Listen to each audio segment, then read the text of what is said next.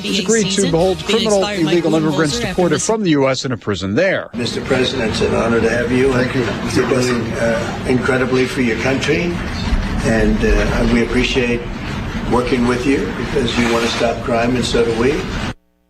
The subject of Kilmar Abrego Garcia, the man mistakenly deported to El Salvador, was raised. Fox's Peter Ducey has more from the White House. The Supreme Court wants the White House to help facilitate his return after that lower court ruled he was wrongfully deported. But it's not going to happen. White House officials say he was determined years ago to be a gang member, and the El Salvador president says releasing him doesn't make sense for either country, so he won't. Of course, I'm not going to do it. It's like, the question is preposterous. How can I smuggle a terrorist into the United States? I don't have the power to return him to the United States. The administration says 2 immigration courts have found Abrego Garcia was part of the MS-13 gang.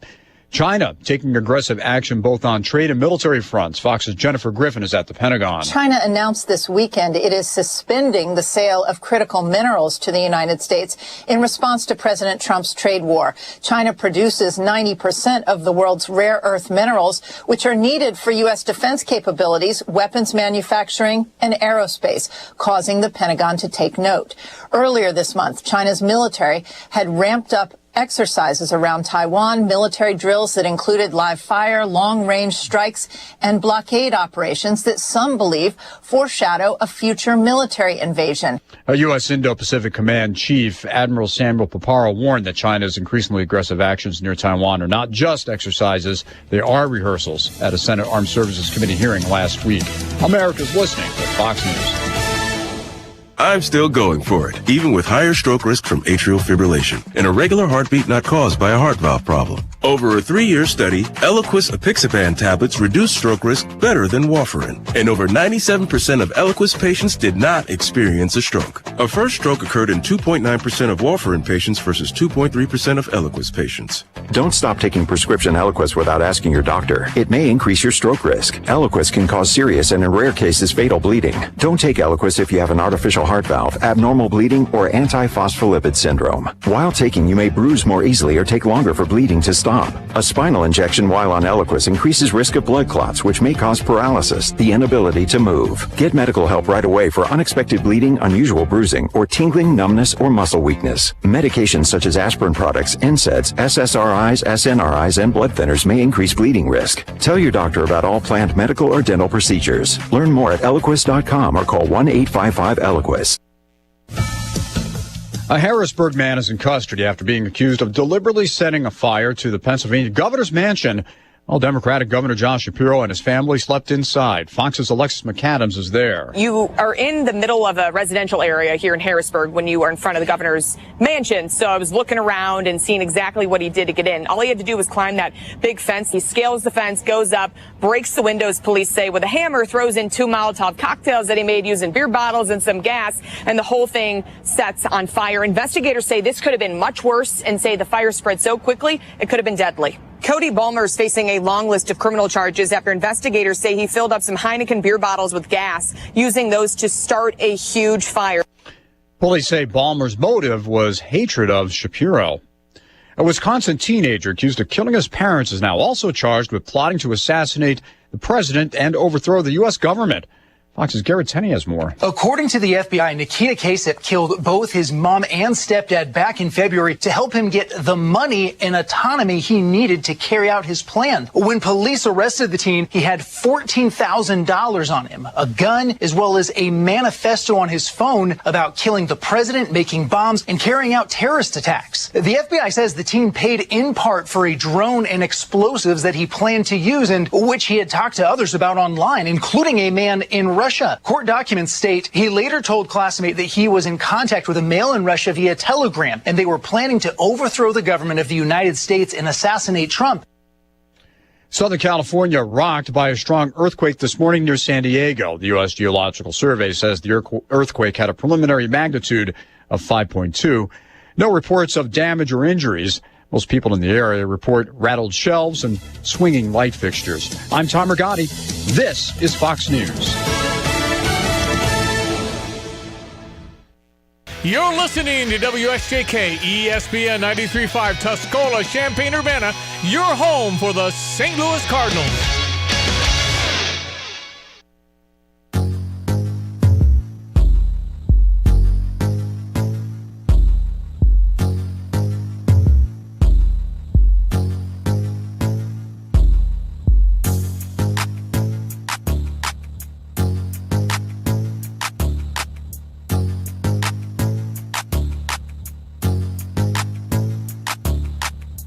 Hey, what's up? It's the Drive with Sam Piper, ESPN Radio 93.5. Derek Piper holding it down solo in the studio today. We are going to talk to another member of our show here coming off the top, though. Lante going to join us on the Tapman's Towing phone line. He's got senior night for Andrew in baseball, so away from the studio today for good reason, and we'll catch up with him here in a second. We'll talk Masters. Rory McIlroy gets it done there in Augusta. College basketball, of course, the transfer portal continues to swirl. About a week left until that thing closes, and we know all the names that are available there in this offseason. Plenty have committed already. Illinois, with their efforts, continue on forward. A familiar name in that portal, we'll get to that. One that played for the Illini, a home state product. Would he make his way back this way ultimately for his final season in college hoops for sure? We'll see as far as that goes. Speaking of college athletics and the Illini, Brett Bielema making things happen on the recruiting scene, and Joey Wagner's going to join us top of the 4 o'clock hour to give us the rundown of what they've added in this recruiting push, their class so far, and thoughts on what that looks like, and could still be some more dominoes that fall on that side of things. So let's get to Lante on the Tapman's Towing phone line. Lon, you there? How you doing, man? I am entering the draft. That too. I failed to mention Will Riley, Kasper Jakachonis. How did that slip my mind? Those guys both in the NBA draft. Well, you've got a lot on your plate today, and I apologize that I'm gone. But obviously, as you mentioned, it's a big night for Andrew with senior night. Big night for the parents too, right? I mean, this is kind of a cool thing. We do it real early in the season, I guess. I'm not sure why, but we're going to get this out of the way. No tears tonight. I had tears in basketball, not tonight. I'm just excited to keep the baseball season rolling. You just mentioned, man, there's a lot of news going on out there. I mean, the Masters, which we can get to, I know off the top we need to talk basketball, but I concluded something to myself yesterday, Derek, that at 54, I no longer care that I cry. So when Rory McIlroy made that putt and became very emotional, I became emotional with him because I could just imagine what that feeling must be like for even a professional athlete and a golfer that has been so good and has done everything that you're supposed to do, is essentially to put his name at the top of the list, except for one thing, and that's to win the Masters to get the career Grand Slam. But he got it. You could just see the weight off his shoulder when he crumpled onto the green and started crying. And you know what? I joined him. I'm like, you know what? I'm happy for you, man, because I'm sure, even though I don't know Roy, obviously, I'm sure that he's put in a ton of work for that. So an emotional finish for sure at the Masters, and what was a really cool Masters and a weird final Sunday of the Masters where everybody just kind of blew up and then kind of started, working their way back up the list, if you will. So a fun Sunday to watch golf, and what a busy weekend, no doubt, as you mentioned, with two guys going to the draft, declaring with Will Riley and KJ. Not something that we're surprised about by any means, and you'd know this better than I. But certainly you kind of held out that a little bit of hope about maybe Will Riley coming back, but obviously not going to happen. It doesn't appear, but I'll let you go forward with that. Yeah, no, that is still something that is very much within expectation as far as declaring. And I know I was reading through his social media post and also the article that Jonathan Gavoni put out when he broke the news of Will going into the draft. And this is what was expected to happen, even if he were to still evaluate his options. And there was no line in there from Will, from Gavoni, and also in Will's social media release that said, I am shutting the door on Illinois and I am not considering any other options other than the draft. Although in his social media post, which I'll be able to read here as we go along, he does, of course, as anybody that does when they declare for the draft, they have intentions of staying in. They want to get the feedback that points them in the direction of achieving their dream and making it there. And there is plenty of positive buzz as far as that goes. The fact that ESPN has him currently projected at 16 overall and a projected first-round pick. Maybe even if he rises a little bit more, you're talking about the very back end of the lottery. So we'll see where it goes from here. But, yeah, I mean, this is how it was supposed to go. It was interesting, I guess. People were asking us last week on the Max Twin City Recycling text line of, is there anything to read into both these guys having not made announcements, not having announced for the draft quite yet? And just a matter of time. And obviously they show you today that is where that path leads you forward. It was interesting, Lon, that Jeremy and I were discussing this earlier today for a podcast of ours on Illini Inquirer, is that, do you know the last time, I don't think it's hard probably to guess, the last time Illinois would have had 2 first-round picks in the same draft? Oh, boy. Okay, now you're putting me on the spot. I did put you on the spot. This is going to be so obvious then that I'm going to get mad. Is it Darren and Luther? It is. Yeah, Darren and Luther, okay. 2005. So 20 years ago. And that just how long that's been. Illinois has never had, although they're about to experience it, a one-and-done draft pick, especially one of the first-round variety, which is always nice as well. And right. I think it's interesting, and not to try to like reshape narratives or anything like that. It's sad that KJ's season almost wasn't even flipped, where he explodes onto the scene the way he does. He plays the way he does the first 2 months of the season.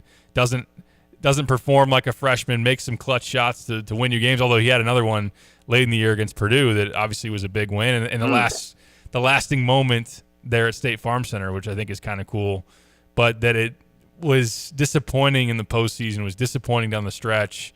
That he was part of the reason why Illinois maybe couldn't advance another round. And not to put that all on his shoulders, but he just wasn't the same guy that he was earlier in the year, where Will Riley was the inverse. He was a guy that, I wouldn't say he was unplayable in December and January, but it's hard to play in big minutes. He was a guy that wasn't playing defense and was missing shots, and then just became this obvious potential first-round pick with the way he was balling out. So I kind of feel a little bit bad for KJ that it didn't finish well enough, because I think some of the noise around him and in terms of the fan approval rating or all those things, although maybe over time we just look back on him. It was cool that he even put on an Illinois uniform, and maybe he's doing things in the NBA that make the Illini program look good. But the idea that, both of those could go in the first round is a big deal for Illinois basketball. Without a doubt. And it's interesting how many different thoughts went through my head as you were talking there about KJ and Will. And it is kind of funny. I mean, this isn't like Carmelo Anthony, right, that went to Syracuse, spent his freshman year leading the Orange to a national title, and then leaves for the NBA wanting, I'm sure Syracuse fans wanting more of him to come back due to the success. While Illinois certainly had success under KJ and Will, the ending, I think, for KJ, I don't know if it maybe made it a little bit easier for Illini fans, or if it's making it a little bit easier for Illini fans to say, okay, well, we're losing him, but, hopefully we can get somebody else that's going to be as equally as good, et cetera. I think sometimes, and we've talked about this ad nauseum, about how I feel sometimes that we, and me included, especially me included, that we've kind of just taken it for granted how good KJ was this year and what kind of a season he had. And yet I don't think we really truly understand how good of a season that he really had. I'm sorry, I'm in a parking lot and I've got 18 different cars coming in at the same time. So, but it's one of those where it's like, do we realize how good he was, and are we making it way too easy to take it for granted that he's not coming back? And then, of course, with Will, what a season, of course, he had, and now you're like, boy, it would be nice to have him back. The other thing, Derek, for me, is that I've felt all along that we were going to lose KJ after this season. So it's not quite as earth-shattering, and yet in a weird way, like you said, the way Will started, you really let that thinking creep into your head of saying, hey, you know what? There is a chance Will Riley could be back for a second year, along with Tommy and some of these guys. But now you understood down the stretch how good he was, and when you look at the projections, of course, on the mock drafts, you realize what's going to happen there, that there's no way, and if he's going to be drafted in the top 20 to 25, that he's coming back to college. But I'll ask you, Derek, I mean, I think the latest one I saw had him around between 20 and 25. That's still good enough, right, for him to say, you know what, I appreciate everything that went on at Illinois, but I'm going to go ahead and move on to the draft. I mean, I think that's something he's definitely going to do. Wouldn't you agree? I think that's likely the case, and I pulled up my trusty rookie pay scale on Spot Track for the NBA. And speaking of KJ, like if he goes right now where ESPN has him at 9, and I know there's still people out there that feel like he could slip further. And I wouldn't be surprised if, based on the way he finished the year, if that doesn't change or just change some opinions, or at least create some hesitation based on the turnovers that he had and some of the parts of his game that he needs to clean up. But 9th in the draft, I mean, you get $5.7 million in year one and $6.1 million in year two. Both of those would be guaranteed. So you're talking $11+ million over a 2-year span, all guaranteed. And that's not even including the team options that he had after that. I mean, he could make upwards of $29 million in one contract. So that's a lot of money at stake. As far as 20, then you're talking more in the 3.3 for year one, 3.5 for year two.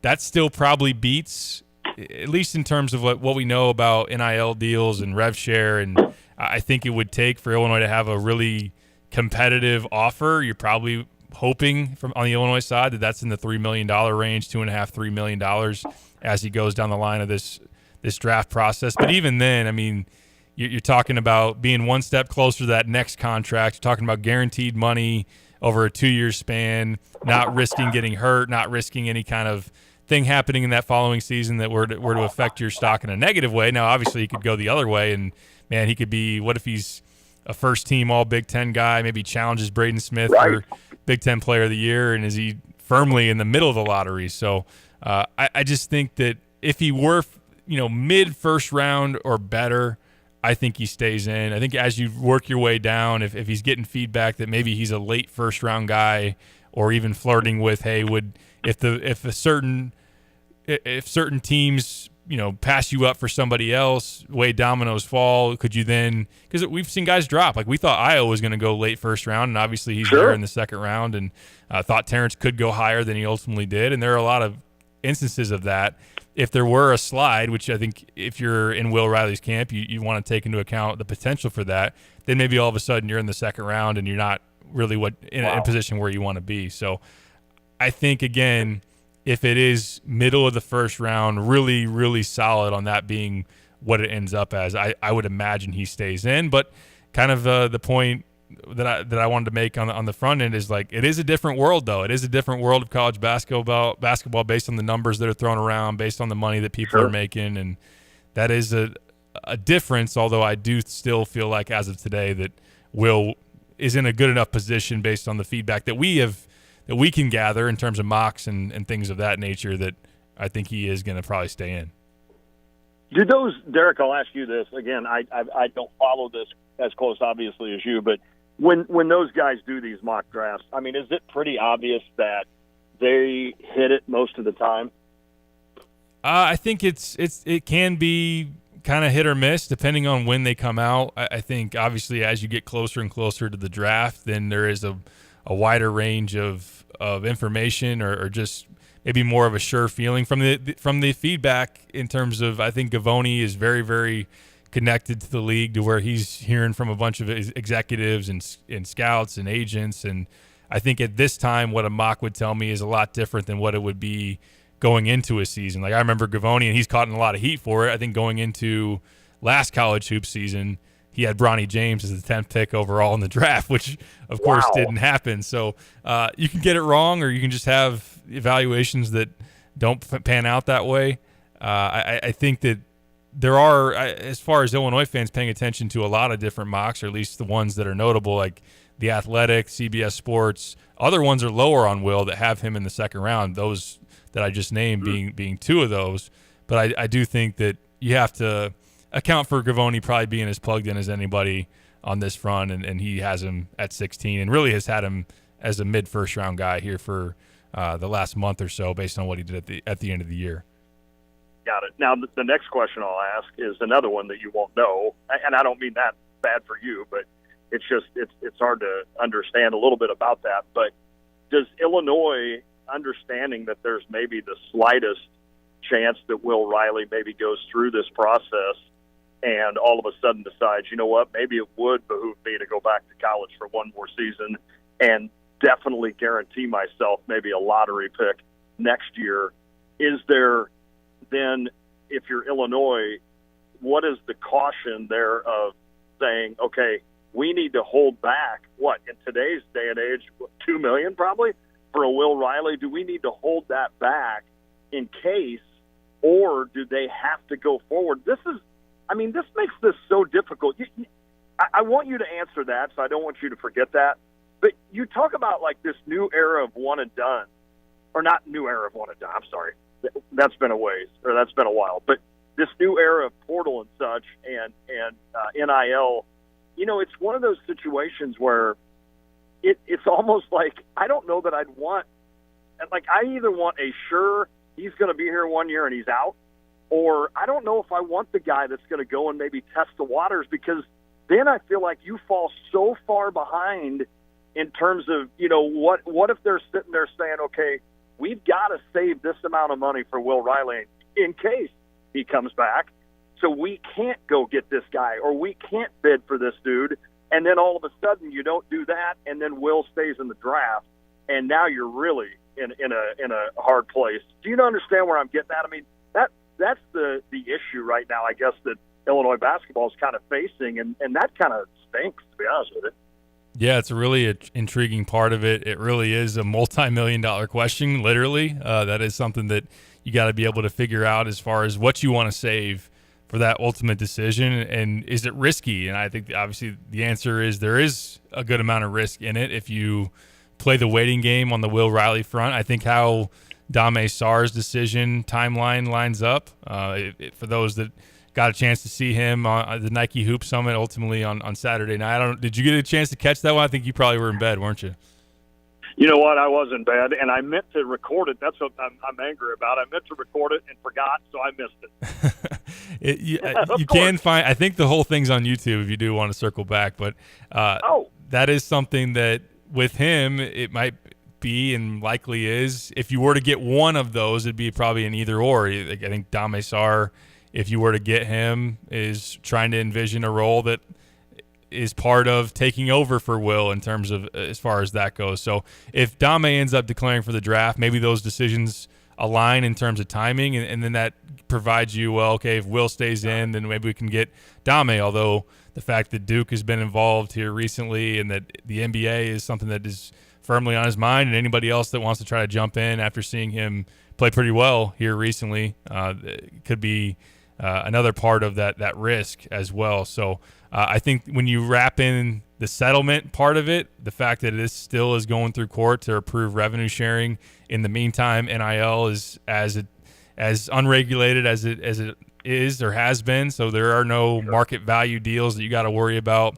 So I think to boil it down from Illinois' side of things, if you could get a big piece rather soon, I think that whether you're trying to speed up Dame and get him to announce soon, if Ian Jackson's a guy that transferred from North Carolina that you can get on your campus and try to close on, or if there's another guy that maybe hits the portal really, really soon before that window closes and you're able to get it done, you can tap into that NIL money without burning your rev share money as far as how much is left, and you can save some for the back end of that draft process. So that is part of this thing is that you got to make calculated choices, whether you're going to take that risk or not.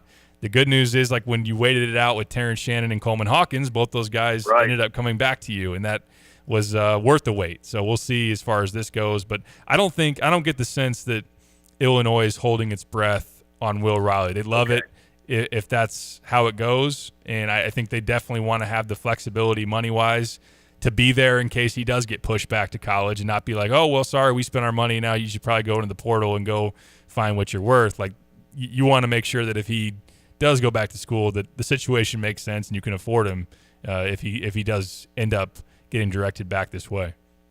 Yeah, amen. And I assume there's maybe a booster out there that you got in that little issue. You'd be like, boy, we could really use a front on this cash, and then we'll We'll let you take next year off. How about that? But we could really use this extra too. The problem with it, though, is that when he will make that decision, assuming the settlement goes through, all of a sudden that can't be a straight NIL deal, because then it would be subject to approval via the third-party oversight, and they'd be like, oh, this isn't a market value car commercial. You're going to give him $3 million to do a car commercial? Like, that's not standard. Even though, again, we end up having the same beaten drum conversation. Does that stand up in court when someone tries to block a deal like that? I have a lot of questions as far as that goes. But yeah, that's part of it as well. Yeah, and Pipes, now that even brings in further this idea that any player essentially in college that wants to test the NBA waters this year is running that risk then of making money. Maybe so. I mean, I don't know. I know it's not a perfect world in anything, and I know it's one of those where we're trying to figure this out on the fly. But if I'm a guy that I'm unsure whether or not I'm going to be drafted in the first round of the NBA, it's a no-brainer for me. If somebody's offering me $1.5 or $2 million to stay in college another year, I'm staying.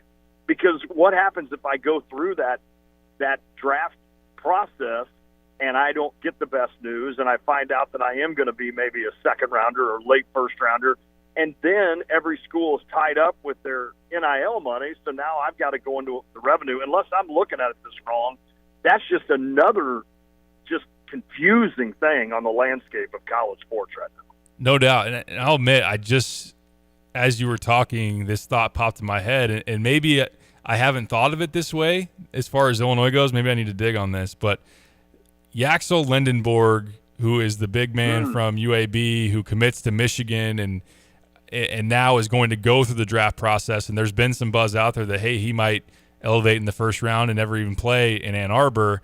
I think part of committing early was to get his name on the dotted line of an NIL deal so that he can have that to fall back on if he comes back to school, and you're not subject to the house ruling. You've already been contracted to make this amount of money through NIL. So what if Illinois has done that with Will? I don't know why I didn't think of this before. What if Illinois is going to contract an NIL deal that if he were to come back, then he ends up getting, and if he doesn't, maybe he then doesn't get. I wonder how that part of it works, because as we saw with Merez Johnson, you can sign an NIL deal, but if you decide to go another place, then you're off the hook. The other place is off the hook, and we're just going to, I guess, pretend like that never existed. So I wonder if that solves some of the problem with Will Riley, because surely, like you said, if you're on the hook for an NIL deal with Will Riley, maybe you don't even need the funds right now. If he does come back and you need to go to a booster or a couple and be like, hey, we need to fill this $3 million to Will Riley, and then I think you'd get that very much solved pretty quickly because it is Will Riley. I think Brad Underwood should be excited that he listens to our show, because I think we just gave him the idea, and he's running back to the office. He's like, man, I was going to take a day off early, but I'm running back to the office to make that deal with Will Riley. No, it does make sense, Derek, and you do wonder if maybe there is a secret a deal already in place just in case. And and again, it's that loop year, that weird year that this is the only season essentially you're going to have that issue, and so it would make sense to make sure that that's done. So I don't know. This is so confusing. Right when you thought you had everything figured out with sports, I guess everything changes right in the middle of, and not only just changes, but like for the last 3 years, it's been something different every year. Yep. And now we're in that midst of, this is the final NIL with regards to, now I can't even think of it, the revenue sharing. Mm-hmm. So then next year, that won't be much of an issue, although we'll try to figure out then what is legal, what's appropriate, not legal, but what's appropriate to pay somebody for an actual NIL deal. I mean, can we pay, if Luke Altmaier had another year, can he make $3 million just coming on our show? I don't know who's paying it, but I mean, it's just it's going to be fun or interesting to see kind of how that's then policed, if you will, out in the real world. I nominate Hans D to pay for that as far as number one goes.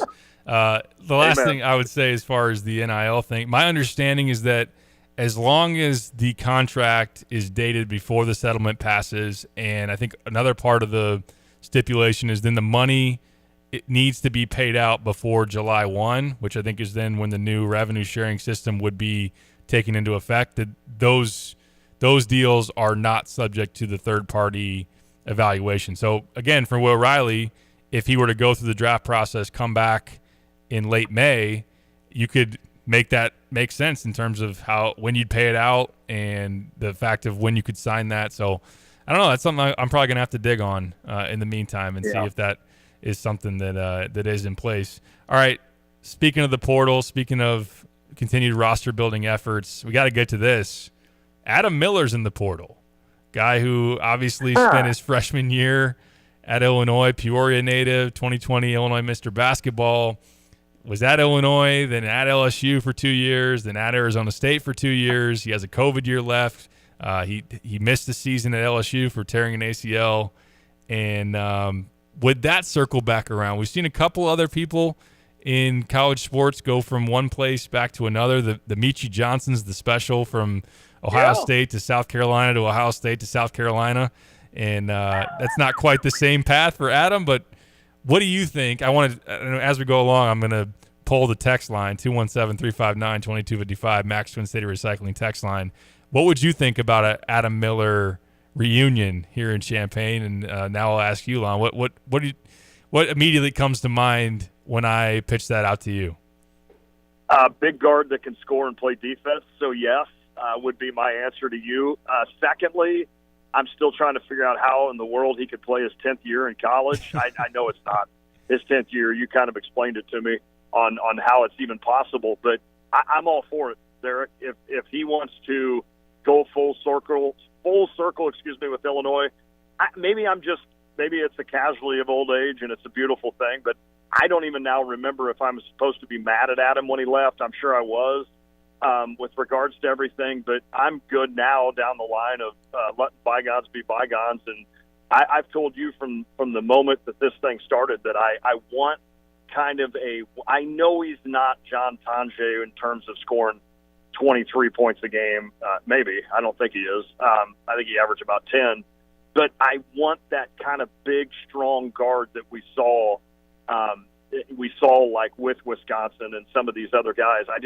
And you know what? We talked last year about being older the year before and then being younger this year, and I just want to get a little older. And certainly Adam Miller is that with regards to his experience in college basketball and just in general for a college student. He's just, old as dirt.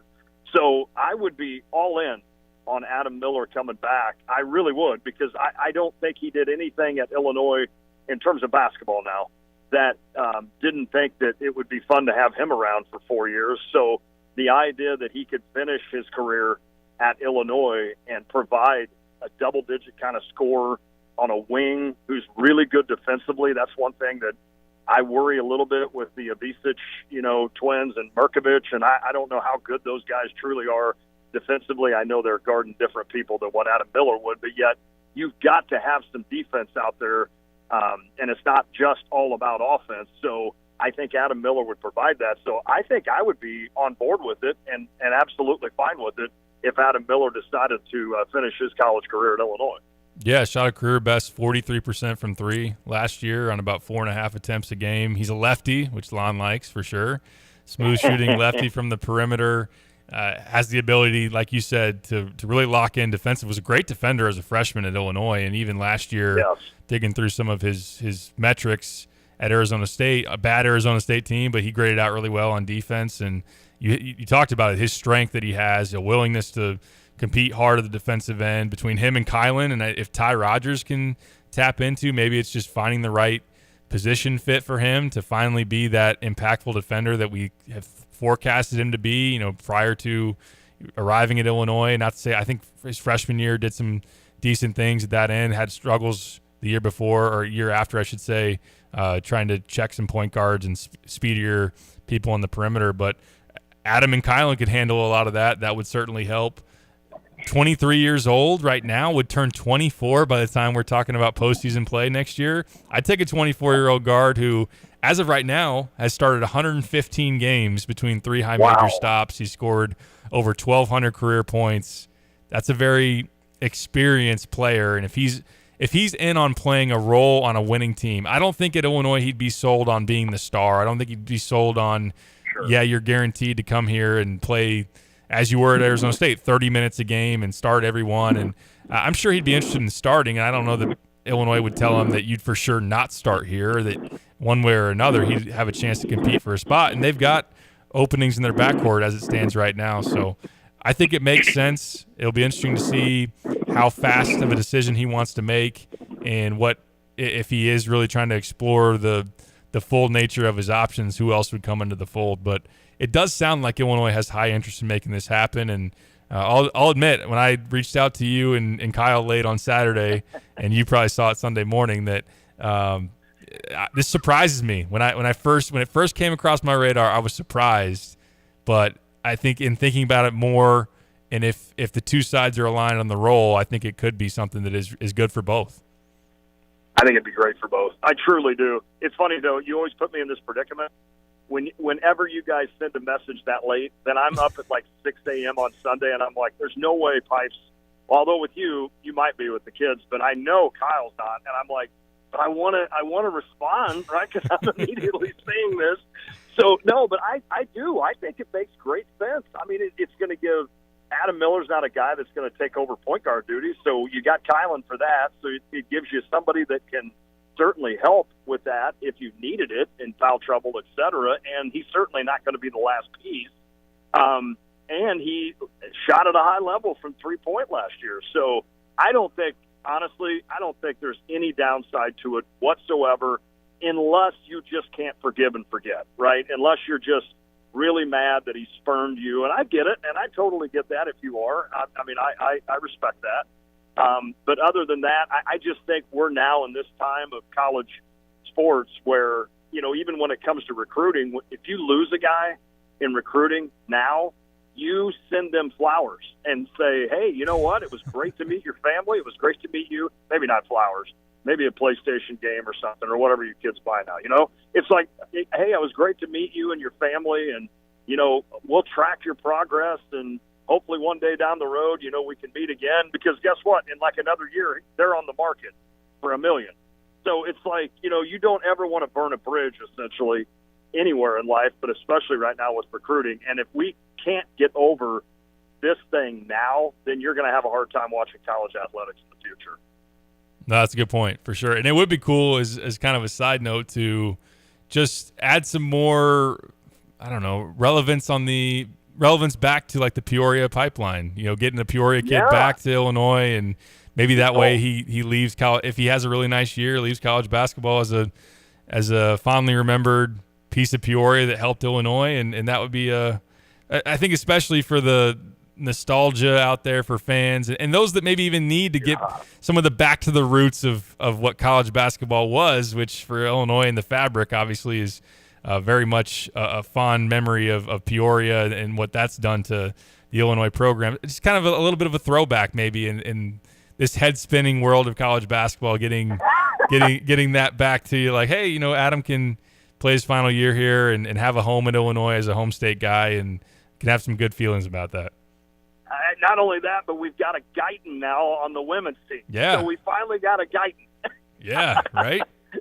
I mean, all of a sudden Peoria becomes a big thing for basketball next season in Illinois, and what a cool story that would be if both Guyton and of course Adam Miller come in and have nice seasons. They're both kind of about the same. I could see them both averaging about 10 a game and hitting some shots from the outside. So I'd be okay with that if they come in. And I love your thought there to kind of get back to the grassroots, of getting a Peoria person, back on this roster where you've had success, and certainly for the younger generation to maybe have to go back and study it a little bit to understand what we're even talking about. But True. I think that's a great call on your end. Speaking of the younger generation, I'm sure Kyle's yelling somewhere that we got to take a break, but and I got to let you go for senior night. But as a parting note here, back to baseball as we get you geared up for senior night. Hey, Cardinals win 2 of 3, and the Cubs pulled it off there in L.A. as well. They're playing good baseball, but it was nice to see the Cardinals win a series. It's a good team. Amen. And kudos to the Cubs. Wow. I mean, that's kind of an outlier, that 16-0 game or whatever it was.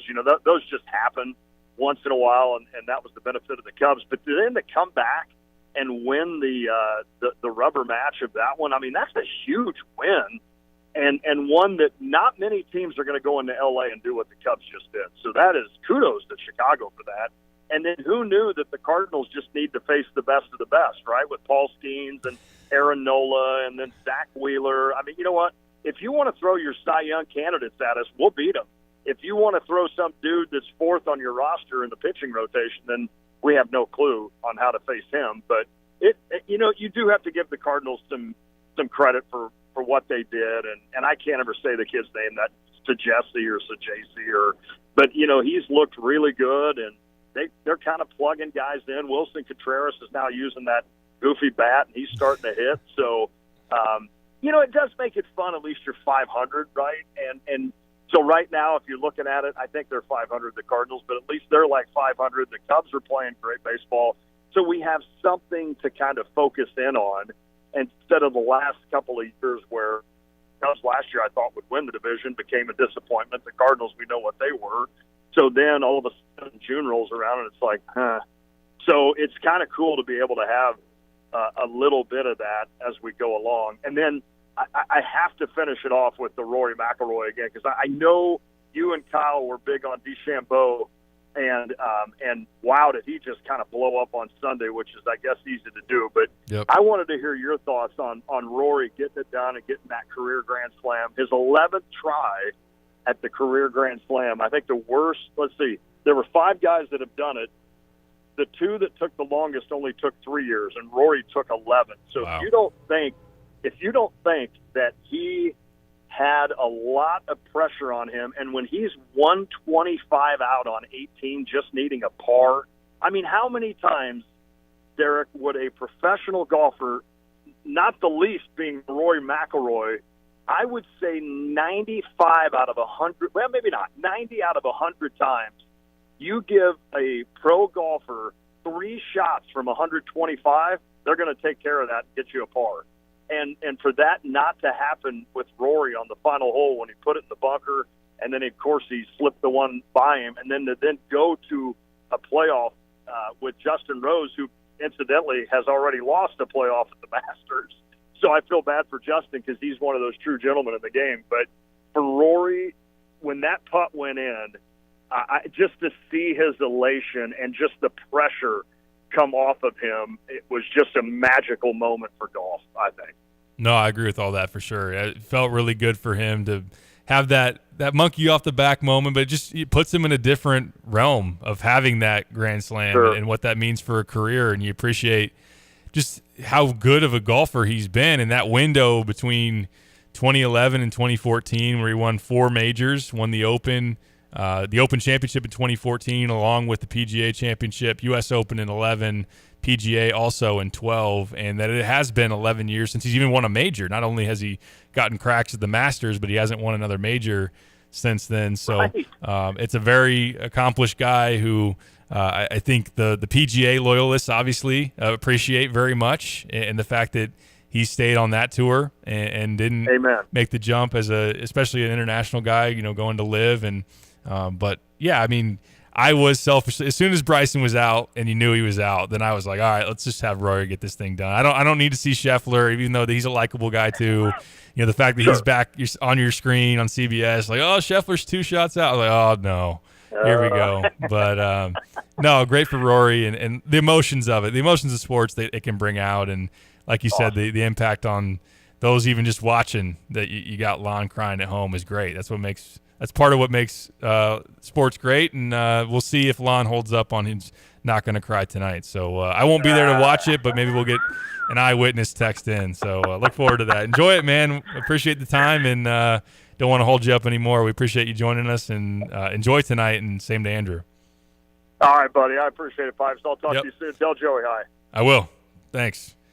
Lonte, the man on the Tapman's Towing phone line, and he will be back in, I believe, Wednesday and Thursday. He's got baseball games holding him up, but this one especially a really good reason to do so, in celebrating senior night for Andrew Tay, thrower of 91 miles an hour.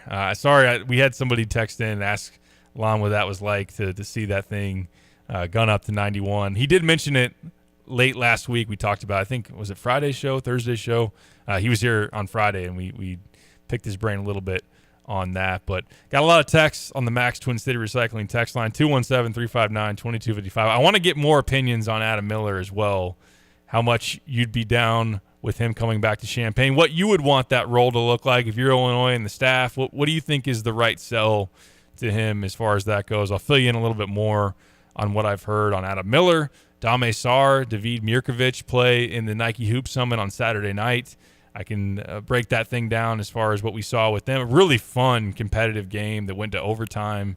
And you get some of those. Obviously, the NBA All-Star Game has been very well knocked on for the lack of intensity and effort. But just in general, you never know quite what you're going to get when you piece a new team together, and these guys haven't played with each other for the most part, and what that ultimately looks like. But that was a really high-intensity, fun game, and that was a lot of fun. So we'll touch on that. We'll get to Joey Wagner at the top of next hour talking Illini football. But we got to catch a break. We'll be back. It is The Drive. John Party is bringing the Honky Tonk Hollywood Tour to the State Farm Center on Friday, September 19th, with special guests Jake Worthington and Colby Acuff. Tickets go on sale this Friday, April 18th at 10 a.m. at statefarmcenter.com. Win them before you buy them with Stevie J Broadcasting. Text in US 1059 to 217-359-2255 for a chance to win a free pair from your country concert connection. Honky Tonk Hollywood. Take charge of the years ahead with a smart, sound investment strategy and business succession plan. Busey Bank's business and wealth management experts help you envision your best future with powerful insights and proven strategies. Building business and growing wealth since 1868, Busey Bank, proud to be the official bank of the Fighting Illini. Member FDIC.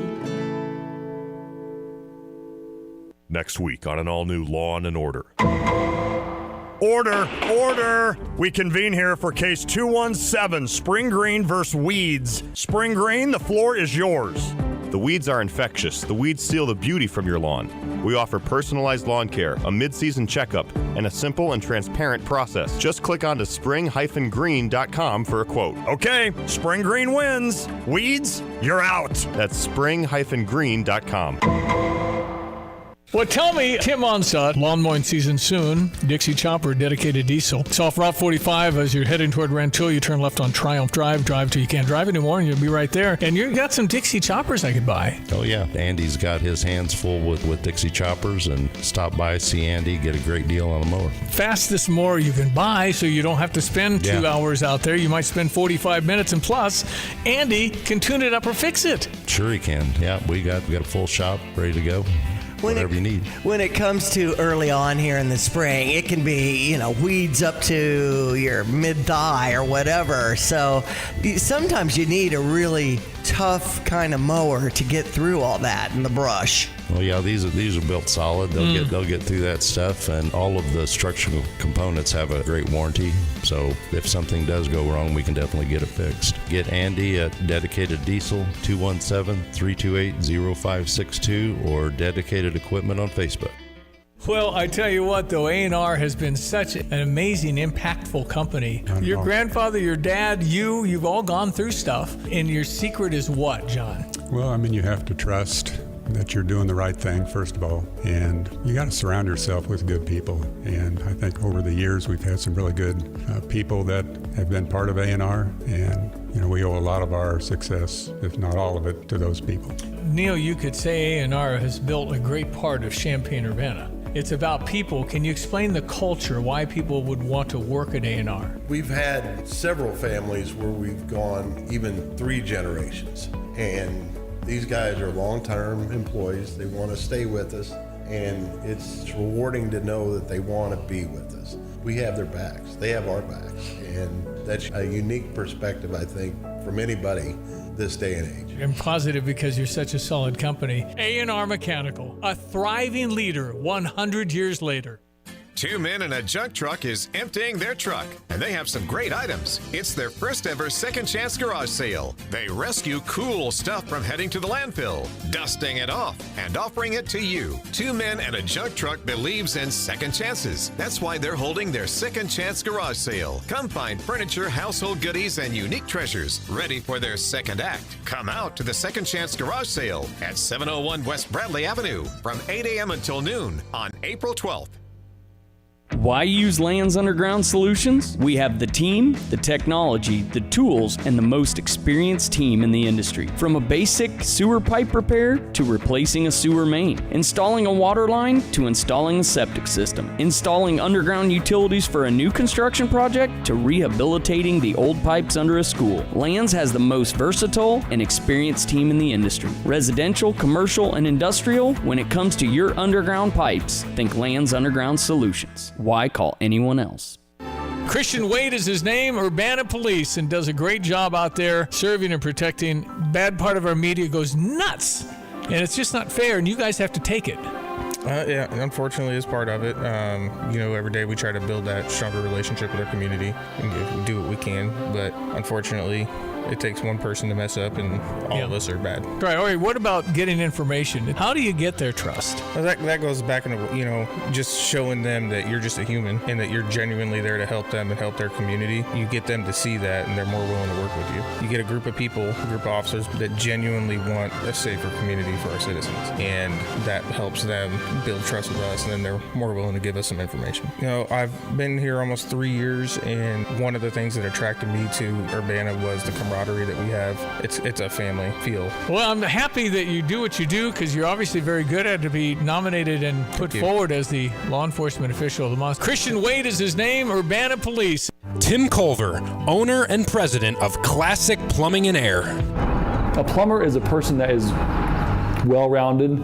They have education, they have experience, and they are versed in more than only one phase of plumbing. A plumber is someone that has experience in all three phases, and they understand how all three of these plumbing aspects work together as well. Was in the heating and air conditioning business for approximately 30 years and then retired in 2021. So I came out of retirement because I'm very big on taking care of our local community. The most satisfying part of my job is when I know that I've done the right thing for the customer, taking care of the customer's happy, and when I walk out the door that I'm not afraid to put a sign out in front of their house that says, "This job was done by Chuck Thompson, Classic Plumbing and Air." Visit them at classicplum.com.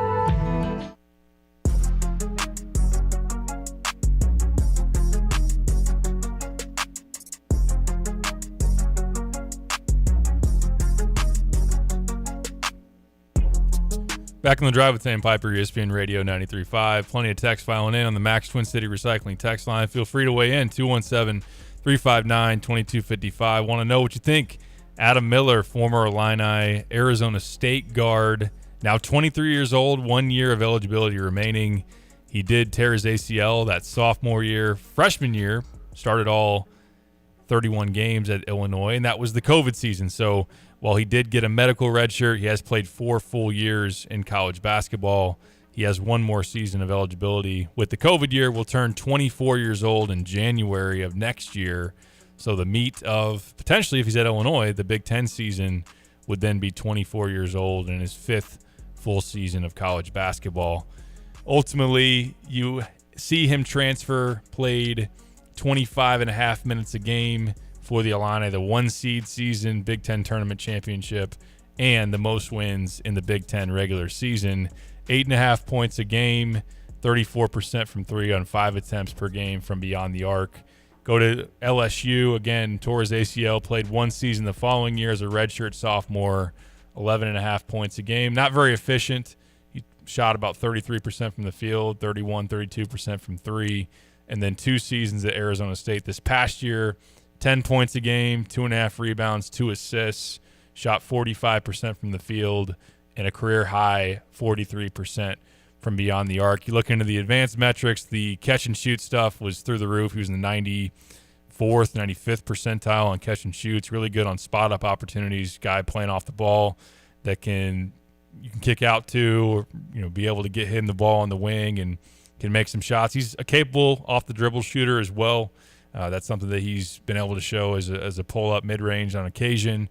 And at the rim, I think especially post-ACL, I think he hasn't been as explosive. I know in his freshman year at Illinois even, he wasn't quite as effective going to the basket. And I know that people that were pretty familiar with his game in high school. Felt like maybe he added a little too much strength to where he wasn't as, vertically explosive, and that was something that, hurt him a little bit as far as that area. But yeah, I think that especially as a spot up shooter, I don't expect him to be a big rim presence. It's something that he can do on occasion. I know if you're looking at the Arizona State stats, essentially he took one shot at the rim a game on average. That's just not been, really part of who he is, especially at this point in his career.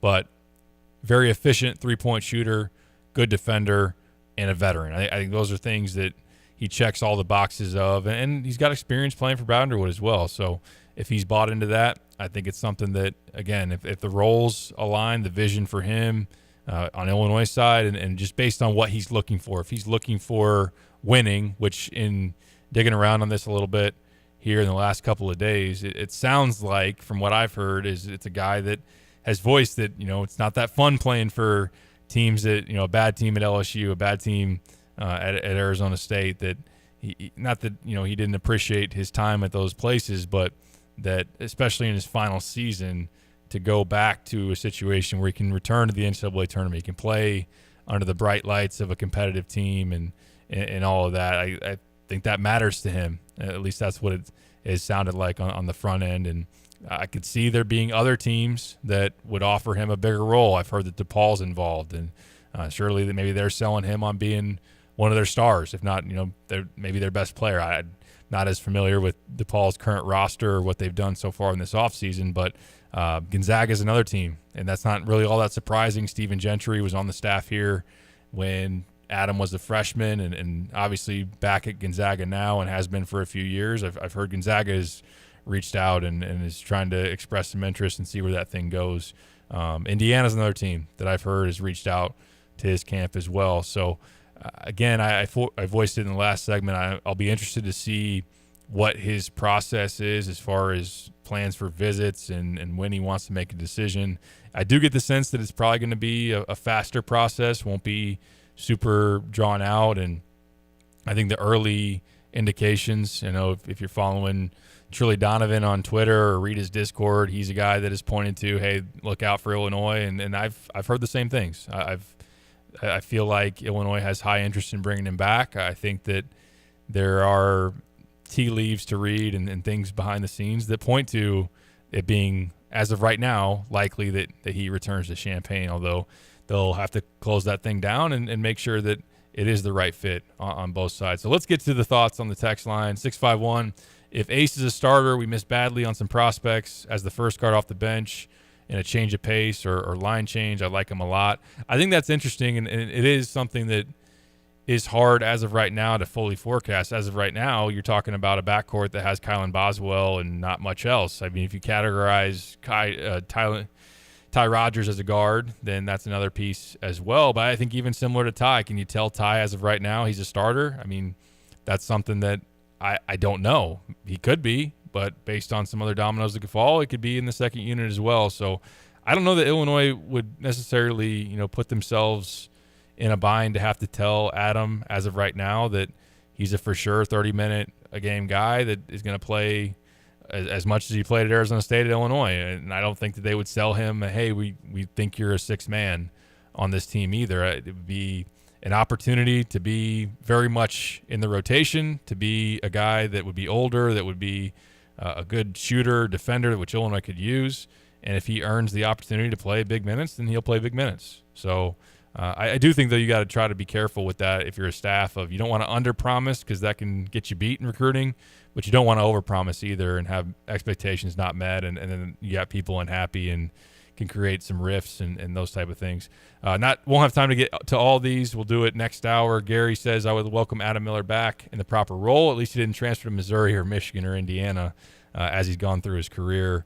Adam says, all in on Adam Miller coming back. Hated to see him leave. Didn't seem to have much drama, at least on the court during his freshman year. I think he could be a good 3-and-D piece off the bench, fills that role better than Dre Gibbs-Lawhorn. By the way, DGL has announced he'll be transferring to UNLV, and I think that's a good fit for him.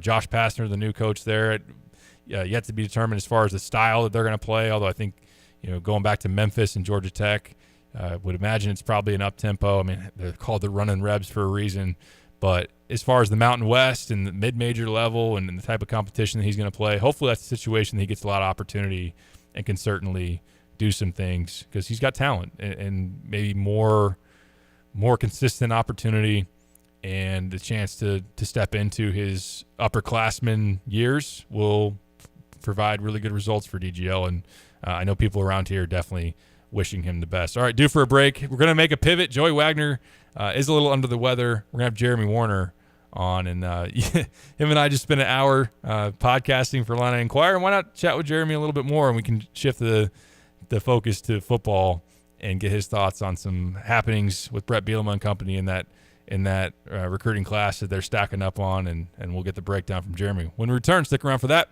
It is The Drive. We're back. We have Paul Rican from Dick Van Dyke Appliance World on the air. Paul, what makes buying an appliance at Dick Van Dyke so special? Well, Chris, it all starts with our service department. We have an in-house service team that's second to none. And Chris, is that a dog in the background? Max, keep it down. Have a snack, buddy. Go ahead, Paul. With our in-house service team, we have our free 10-year protection plan included on most appliance purchases. Paul, sorry. Let me close the window here. Should we start over? Or? Nope, we are on the air. All right, so with our free protection plan, we also give you a lifetime discount on the service call even after the 10 years runs out. Hey, cut it out for a second. Sorry, Paul, I have a basement remodel going on. Did you say a service call discount for the life of the appliance? Uninterrupted discounted service? Uninterrupted discounted service. For the life of the appliance. Uninterrupted, huh? I like that. No interruptions. The kind of service that makes Dad say, wow. Dick Van Dyke Appliance World. When you buy from us, you get the whole store. You're listening to WSJK ESPN 93.5 Tuscola, Champaign-Urbana, your home for the St. Louis Cardinals. You just settle down. I said a closed mouth. You go to naming 5 more people. This is Freddie and Harry.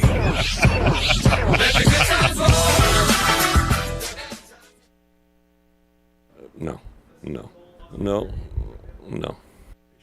Don't stop taking prescription Eliquis without asking your doctor. It may increase your stroke risk. Eliquis can cause serious and in rare cases fatal bleeding. Don't take Eliquis if you have an artificial heart valve, abnormal bleeding, or antiphospholipid syndrome. While taking, you may bruise more easily or take longer for bleeding to stop. A spinal injection while on Eliquis increases risk of blood clots, which may cause paralysis, the inability to move. Get medical help right away for unexpected bleeding, unusual bruising, or tingling, numbness, or muscle weakness. Medications such as aspirin products, NSAIDs, SSRIs, SNRIs, and blood thinners may increase bleeding risk. Tell your doctor about all planned medical or dental procedures. Learn more at Eliquis.com or call 1-855-ELIQUIS. The Justice Department charging a suspect with vandalizing a Tesla dealership in New Mexico, setting fire to the headquarters of the state Republican Party as well. That according to newly unsealed court records. Police also accused Jamison Wagner of spray painting the electric vehicles, including using the phrase, "Die Tesla Nazi." And a suspect hospitalized after breaking into the Pennsylvania governor's mansion and setting it on fire. Investigators say Cody Balmer used a Molotov cocktail, was armed with a hammer. Governor Josh Shapiro and others had to evacuate the mansion early Sunday morning. No fire suppression system. There was a fire alarm system, but not an active fire suppression system, meaning fire sprinklers that would have put the fire out before it spread. Harrisburg Fire Chief Brian Enterline, the governor and his family were not injured. A person arrested near United Healthcare headquarters in suburban Minneapolis after reports of an intruder. Many are on edge after the company's CEO, Brian Thompson, was shot dead on a busy New York City sidewalk late last year. His accused killer is in custody. The Federal Trade Commission is suing Facebook's parent company, Meta. In its opening statement this morning, the FTC makes the case that Facebook has an illegal monopoly because of its purchase of those two platforms, Instagram and WhatsApp, more than a decade ago. And over the course of the trial, it plans to reveal emails from CEO Mark Zuckerberg and other execs that the FTC says show Meta bought those two companies because it saw them as threats to Facebook. The FTC approved the purchases of Instagram in 2012 and WhatsApp in 2014, but now it claims Meta's only true competitors are Snapchat and an app called MeWe. Fox's Grady Trimble there on Wall Street. And stocks finishing in the green to start the week. The Dow adding 312 points. The Nasdaq gained 107, while the S&P 500 rose 43 points on the day. I'm Tom Graham, and this is Fox News. the storm rolls in, where will you go? Don't wait until it's too late. Protect your family with a custom storm shelter from Berg Septic and Storm Shelter Services. At Berg Tanks, their shelters are fiberglass and plate steel safe rooms that can be installed in your garage or exterior, in ground, or on a concrete pad. Built to withstand the toughest storms, giving you a safe, secure place when you need it most. Whether you need a compact unit for a small space or a larger shelter for the whole family, they've got you covered. Their expert team handles everything from excavation to installation so you can have peace of mind before the next storm strikes.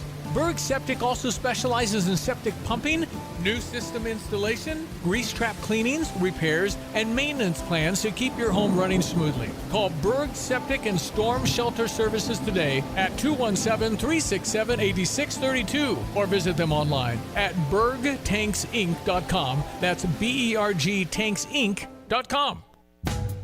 Drive in, drive out. Recycling's what Max is all about. You can make some cash and do your share. We make it really simple because we care. It doesn't matter large or small. Our friendly staff will handle it all. Starting it over is what we do at Max Twin City Recycling.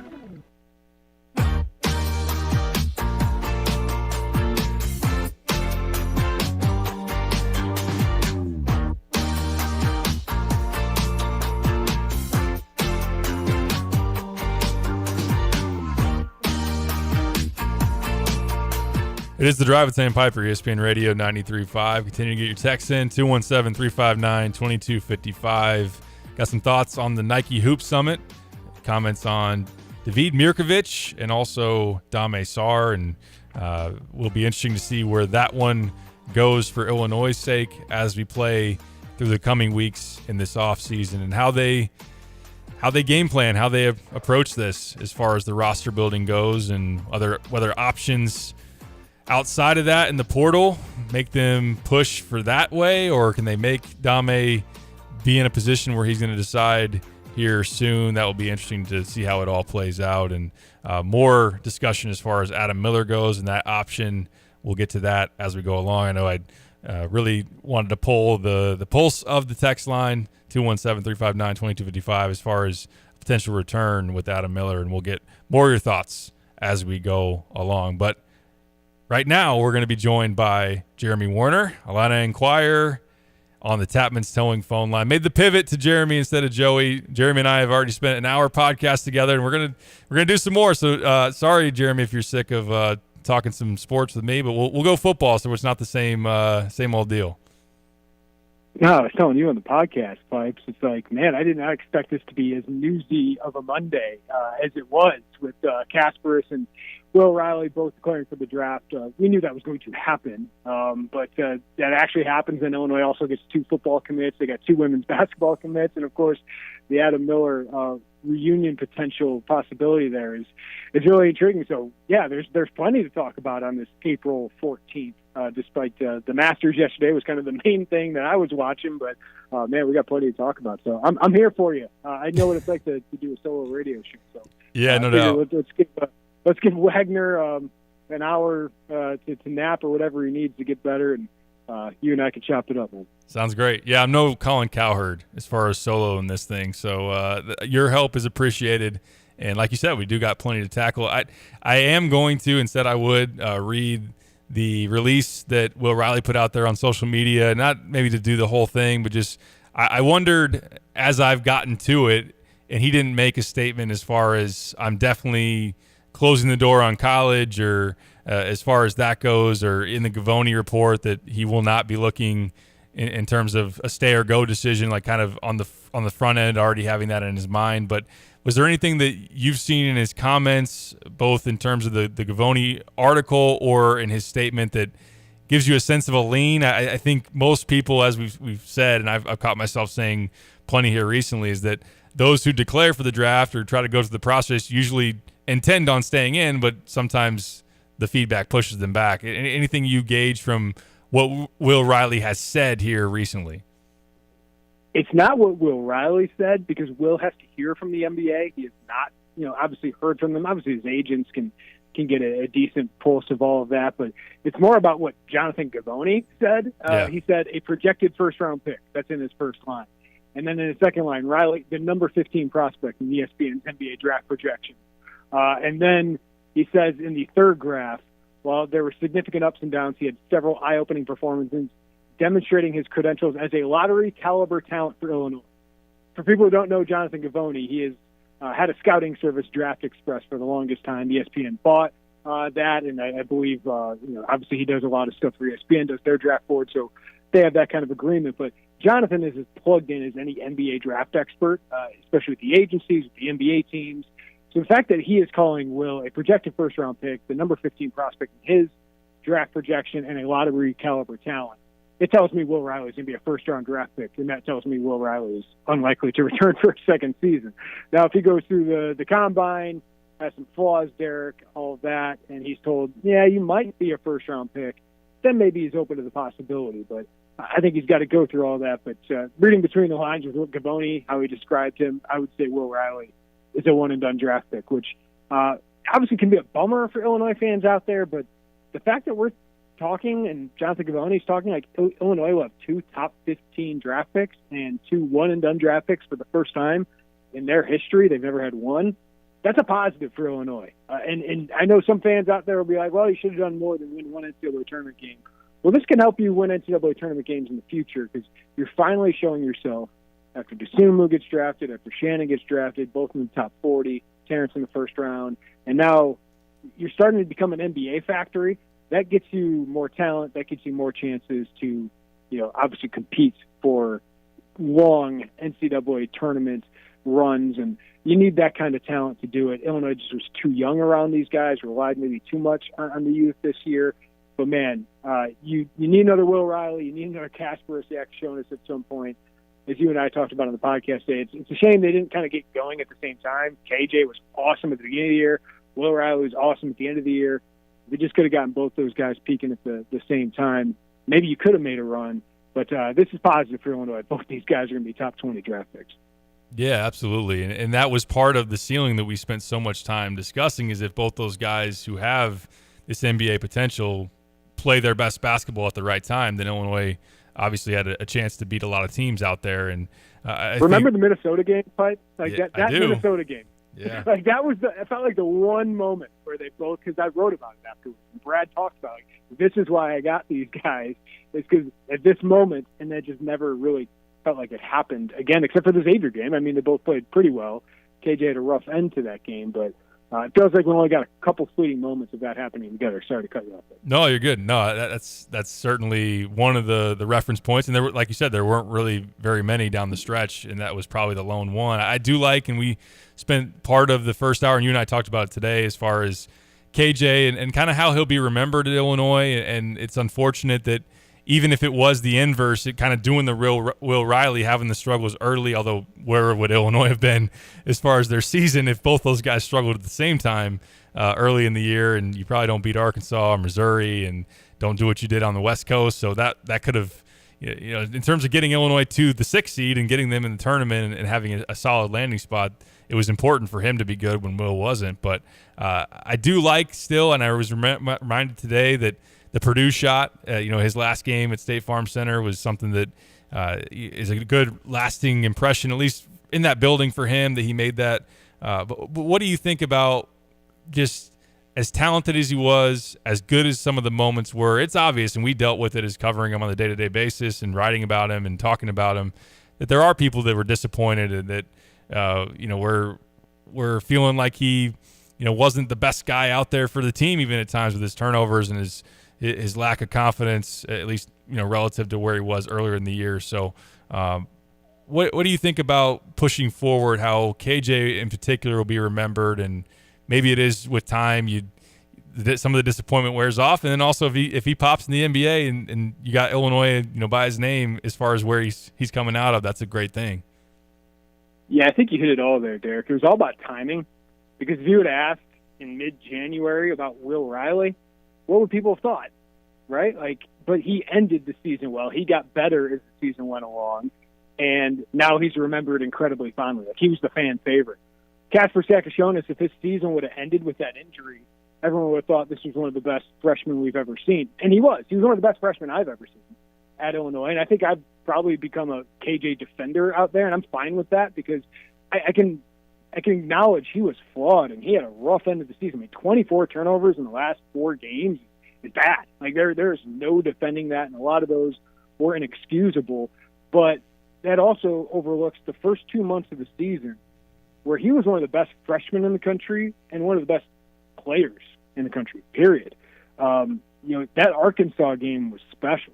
The way he closed that one out, and that win looks even better now, right, because they made the Sweet 16. Wisconsin, he had a phenomenal performance. That was 6 straight 20-plus point games by a freshman. Never been done here at Illinois. 8 was the high for a season before that. The Tennessee game, he had a lot of turnovers but had 20-something points. Missouri hit 2 clutch jumpers in the final 2 minutes to get you one of the best wins of the season. Oregon, he was phenomenal. Washington, he was phenomenal. Indiana, when he went on the road and kicked their butts, he was great. Then that Minnesota game we all remember. So there were so many moments that I feel like people forget because the bad moments were certainly there. They were clear, right? But, yeah, if you just would have inversed his season, how much better would people have felt about him? I just think because he set such a high standard in those first 15 games he played where he did look like a top-5 draft pick, and then he didn't look like a top-5 draft pick the rest of the year, so he won't be a top-5 draft pick most likely, right? Like guys like Trey Johnson, Jeremiah Fears have probably passed him up. But I don't want people to overlook, like, is he ready to step into an NBA starting lineup and be a great player tomorrow? No. But he did show during the first 2.5 months of the season that he can be a great player against some of the best competition that is his age in the world. So the injury, I wonder how much that impacted him. I brought this up with you today. Like, how much did playing all of that basketball last summer when he really helped his NBA stock, when he went from this under-the-radar guy to one of the best international prospects in the world and a potential first-round draft pick, how much did that impact him late in the season? But he also just struggled with, struggles. Like, he really, when he made a mistake, he compounded it. But I just want people to go back today. If you don't feel great about Kasper Sakashonis' freshman year, go back and watch the highlights, especially those first 2 months. He was phenomenal. He was on pace to having the best freshman season in Illinois history, and Will Riley wasn't at that time. And then Will Riley, in the last month and a half, had one of the best 6-week stretches in Illinois freshman history. So both these guys were inconsistent, but both of them were very good for the whole. Illinois was better for having them, and I think in the future Illinois will be better for having them. And any Illinois fan that had a negative connotation about Kasper Sakashonis, a third-team All-Big Ten player, an all-freshman player on one of the best freshman teams in Big Ten history, if Kasper has a great NBA career, I'm sure they'll own him then. So, he was a great positive on the whole of this season. Just didn't end it well.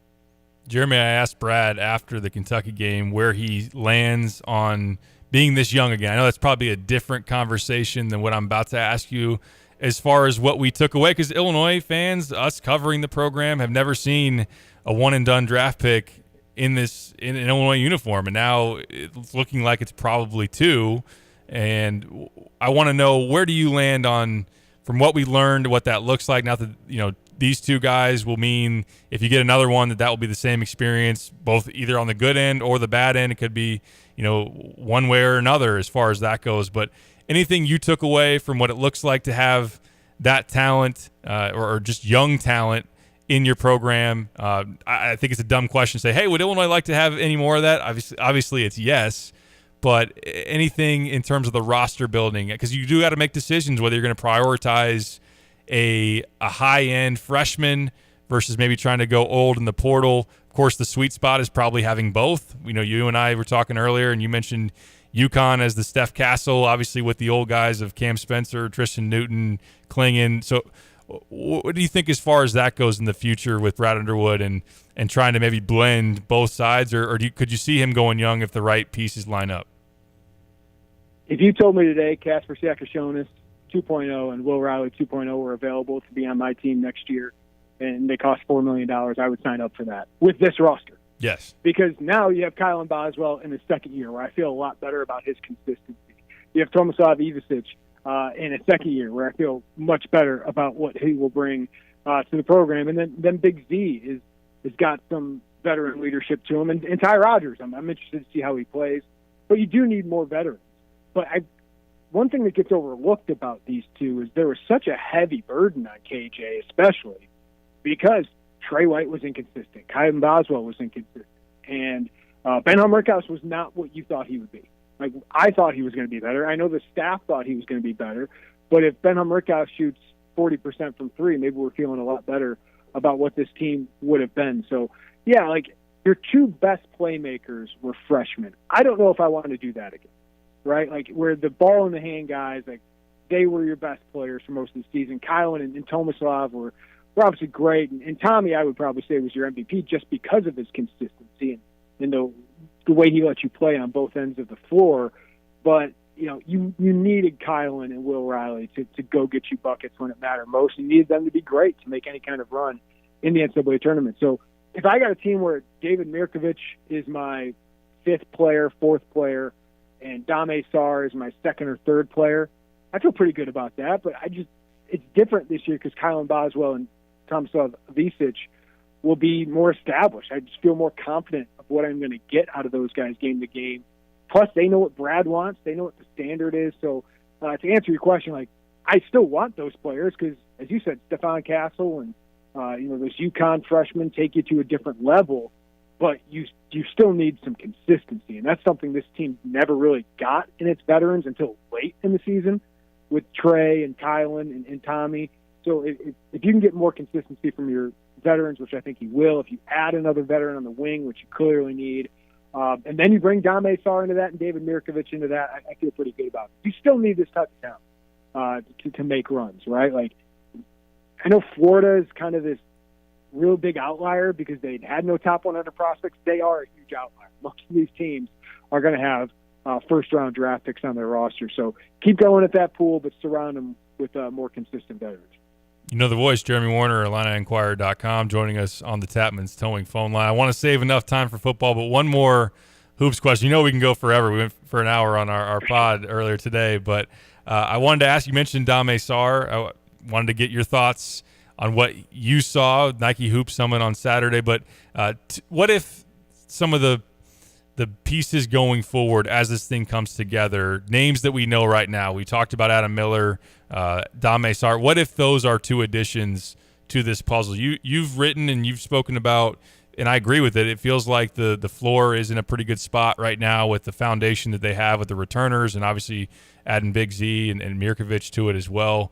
What if it ends up being Adam Miller and Dame Sarr added to this mix? What would you say as far as the projecting of that team, in your opinion? Yeah, like right now, if you added two, say, replacement level players, right? If we're going to do the baseball analogy, if you added two replacement level players to this roster, I think it'd be a top half roster, and I think they get to the NCAA tournament. That's not the standard, of course, at Illinois. You add Adam Miller, I think he's above average player. I think he answers a lot of questions you have about shooting and defense. You need a two-way player. I love the idea of bringing him back. I love the idea that he would want to be back at Illinois after being gone for almost 4 years. And I know you know this, like you've probably talked about it already. Illinois, you won't find people talking badly about Adam Miller. Like he left, and other people around him wanted him to chase a bigger role, and unfortunately he had an ACL injury, and he just hasn't turned into Ayo Dosunmu, but he's still a very, very good college basketball player, and I think a good starter. So Illinois needs a good starter at the two spot, and potentially a sixth man if that's what he wants to be, where Illinois sees him as. But he can be a 20-plus minute a game guy that hits open shots, plays defense, and wants to win.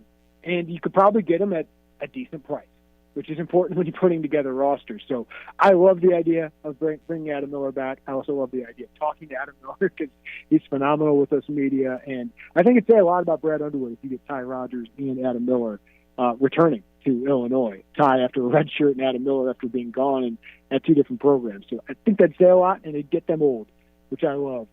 Dame Sarr, man, I thought when you brought him up as a target, I thought he was kind of this raw, long, athletic wing, shooting inconsistent, but see what you can develop him into. Now I watch him after watching the Nike Hoop Summit and seeing him really rise in the Euro League, which is the second best league maybe third if you count college basketball, but second best professional league for sure in the world. And he's playing good minutes and playing really, really well. He looks like an NBA prospect, and that's what I get concerned about now. Is he so enticing at 6'8", 190 pounds, real good athlete, adding strength, showing that he can shoot the ball from three, showing he can attack the rim? Is he showing too much to where the NBA is now the biggest threat to Illinois in all of this? But boy, I told you on the podcast, I think he looks like Andrew Wiggins or Aaron Wiggins, one of the Wiggins brothers, because he's just long, athletic, and gets to the rim, gets to the free throw line, transition Derek, he would just be a bear. But he just looks like an NBA wing. And I think he could really help himself by going to college for a year, just like KJ did. And instead of being a back half of the first-round flyer, he could potentially be a top 15 type draft pick, a lottery pick. He'd be a 5-star prospect, I think a top 10 prospect if he lived in the U.S., and that's why he's going to receive so much money, whether it's Illinois, Duke, or the NBA, whoever gets him here. So I think there'd be ups and downs with him, but just physically, a 6'8" wing with that kind of athleticism, he's got skill to him, he can be a playmaker. Sign me up for that. You put that next to a bunch of veterans like Kylan, and if Adam Miller comes here, Tomislav Ivicic, if Ben Humbrickhouse comes back, Ty Rodgers, he's the kind of elevating piece that you need. And just physically, Derek, somebody who can guard big wings, maybe small fours if you absolutely need him to, but just give you a terror in transition and somebody who can put pressure on the rim and make some open shots. I'm really high on him, if you can't tell. What I've thought he is has gone way up in my mind the last couple months. It's going to be a lot of fun to watch it play out. Even more fun if all those efforts that Jeff Alexander in particular have been putting in on that one lead to him putting on the Illini orange and blue. Speaking of fun, when Brett Bielema gets on Twitter and starts to throw out the Burt signal or whatever you want to call it, get a couple of commits today. Hope I'm saying this right. Almirian Thomas and also Tony Williams from Florida. What can you tell us about those additions? And I know that the class as a whole is really stacking up to be a great start, great position as they're in right now with Brett Bielema. So on April 14th, Illinois women's basketball just signed the number 8 class, I believe, in the country. Illinois football currently has the number 7 class in the country. What is going on with these two programs? It is great leadership. It is great coaching, great staffs, and obviously they are showing they can win. Now, Illinois football, that ranking will come down because they have a bunch of 3-star prospects.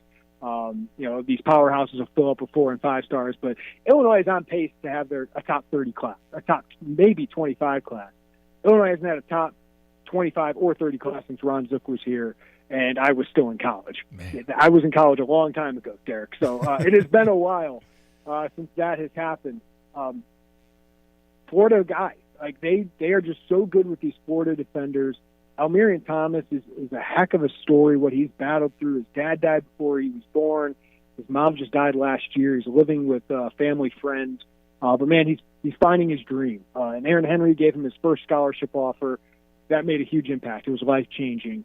And they have prioritized him. And, obviously, you go to Florida DBs and say, look, we had Devin Witherspoon. We have Xavier Scott as an All-American, Quan Martin, Sidney Brown, who played high school football down here in Florida. We know how to develop DBs. And Corey Parker, he's got Quinyon Mitchell in the NFL from when he was at Toledo. So he blew up with some Big Ten offers after Illinois offered, but they closed the deal there. And Tony Williams is another just really good linebacker prospect. He's a little undersized at 5'11", but he's stout, 230 pounds, but he can really run. He can chase sideline to sideline, cover in space. And the thing I would say about this commitment is this is the 3rd linebacker commitment in this class, but also the 6th linebacker commitment for Archie McDaniel since November. And I was worried about that room, to be honest with you, in early November. Dylan Rosiak goes down with a season-ending injury. That was already a weak position. He didn't have a lot of size. He didn't have a lot of athleticism or speed, but they got the most out of their group, whether it was Ryan Mead or Malachi Hood, James Kreutz, really putting those guys in positions to succeed and coaching them up. But then you had Grant Bierman, a 4-star prep prospect. You had Ishmael Conte, the number 1 JUCO linebacker. You had Jack Paris out of Fenwick in state. And now you had 3 good linebackers, including Cam Thomas, who's a 4-star composite prospect. Archie McDaniels had a heck of a run here, and I think they've turned linebacker from a big concern of mine on this roster to a strength. So it's just a good staff, man. And I think overall what you'd look at, Derek, is they're starting to look like in the Big Ten what we've thought Iowa and Wisconsin have been for a long time. I think you are in the middle of turning into that. Now, you have to show consistency to do that, right? And that's why this season is so important. But with everything they return, with the coaching, the stability they've had there, you feel pretty dang good about that. And I think that's starting to show off on the recruiting trail. This is a stable Big Ten program that develops NFL talent. They win games. They're on the rise. The coach is going to be there for a really long time.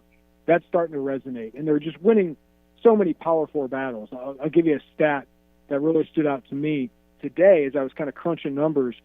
Illinois, their 13 commitments have an average of 12.8 Power 4 offers. In Brett Bielema's first class, that was 3.3.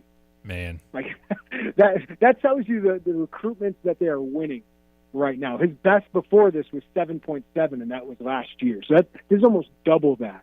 That number will change as we go along, but I don't know if it will because you're recruiting the J.C. Andersons and Max Suitors and 4-star offensive linemen.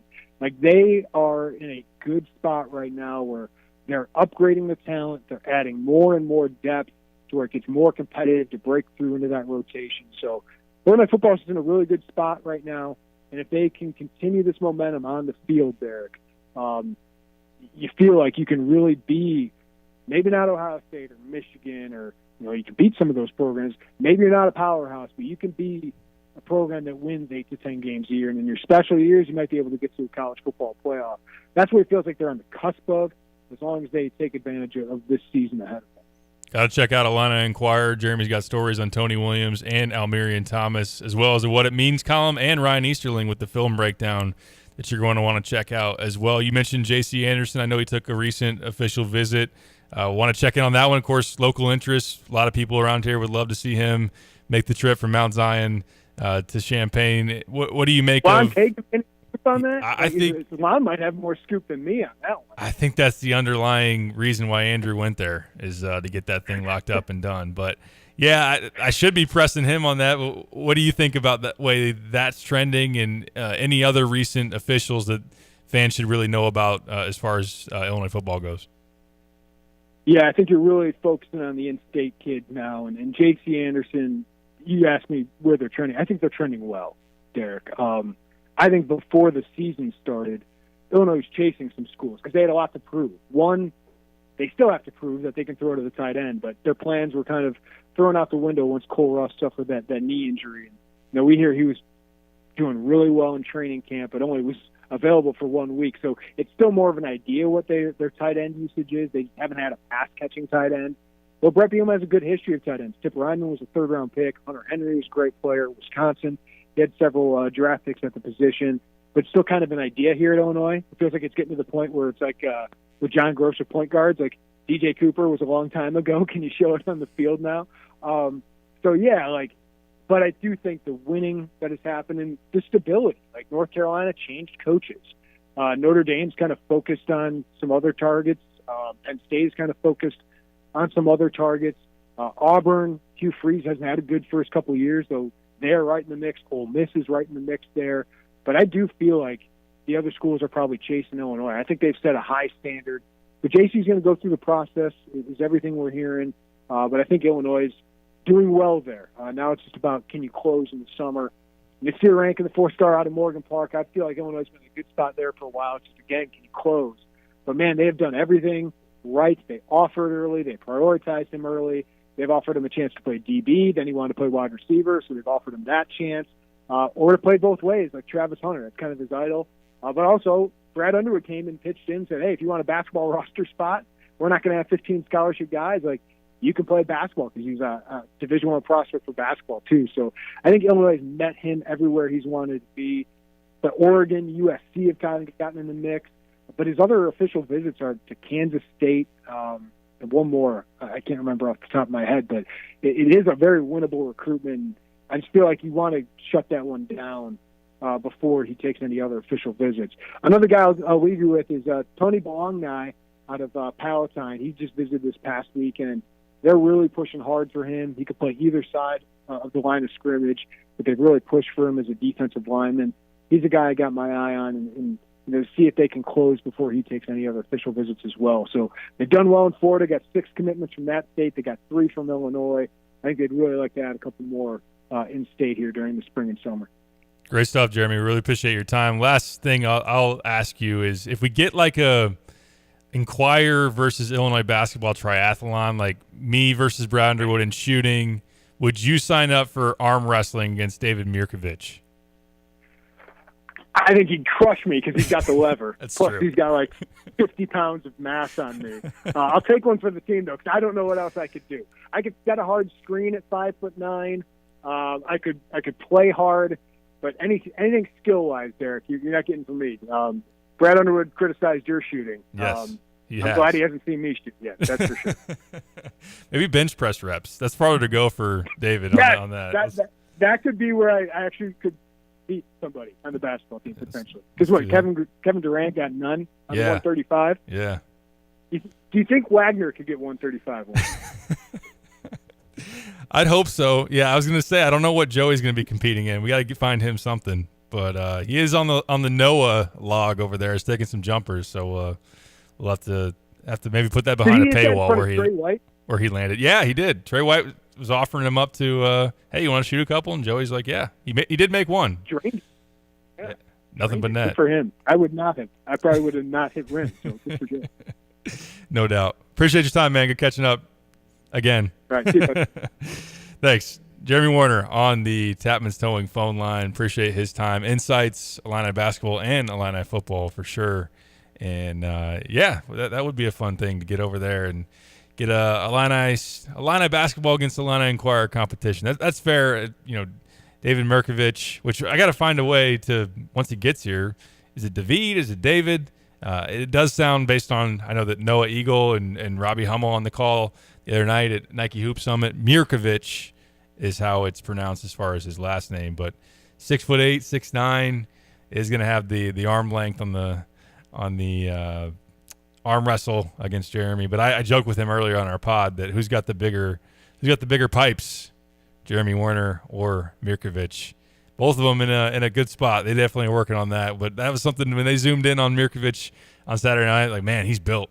And I thought he moved a decent amount better than I have seen based on some highlight clips. And I went back and watched one of his pro games back in December, which I can talk more about that after we catch a break. Speaking of which, we are due for one. Stick around. We'll talk more Illini hoops. We'll get to your texts as well as we go along. It is The Drive.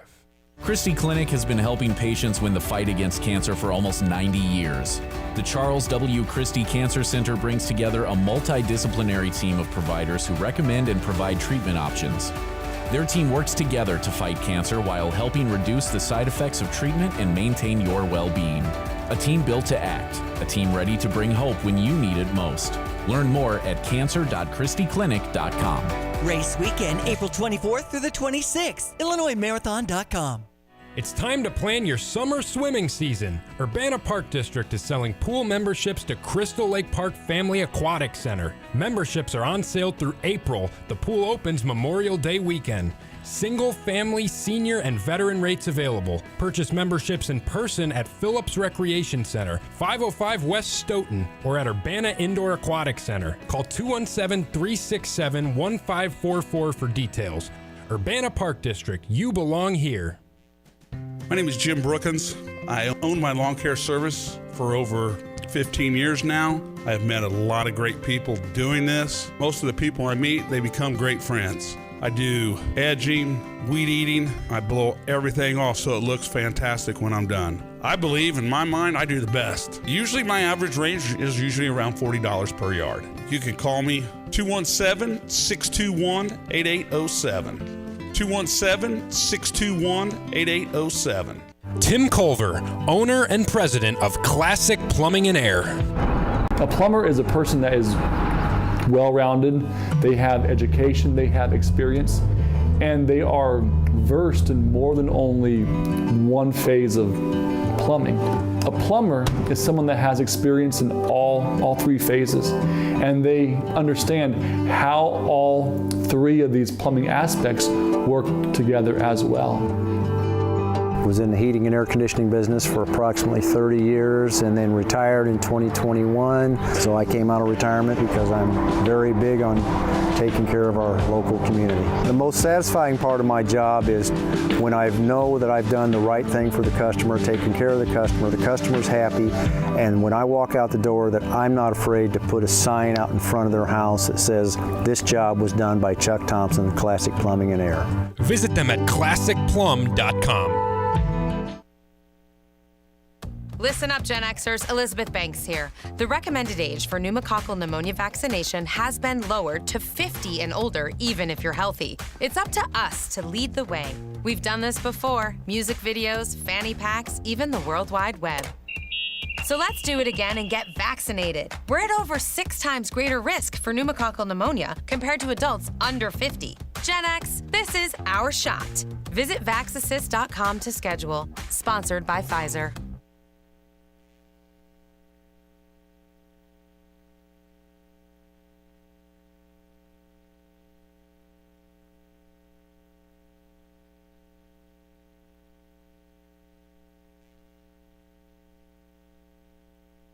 Sarah Champagne Managing Partner Ben Quattrone on why integrity is important at Sarah. We hire the person. The person makes the deal. The person makes the department. The person makes everyone around them treat people with courtesy and respect. If you have a quality human being, you can play any position, right? We're talking about sports. They can perform in any department, and I could teach someone a job, but I can't teach them to be a good person. Learn more at sarahchampagne.com. That's SERRA champagne.com.